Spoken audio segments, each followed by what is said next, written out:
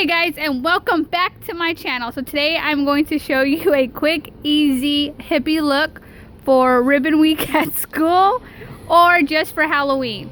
So what we did is I put her hair into 2 space buns.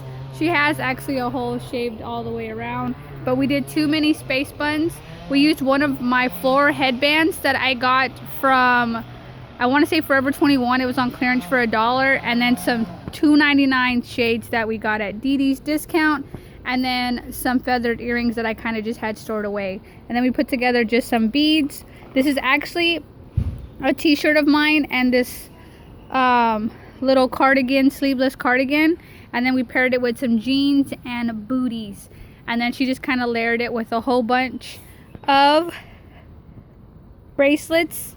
And then yeah, so it's really quick, really easy, and really cheap. So one of the things that we are going to do for her Red Ribbon Week is put a little peace sign on her cheek and then maybe peace on the side. All right guys, hope this helps. Have a great day. Peace out.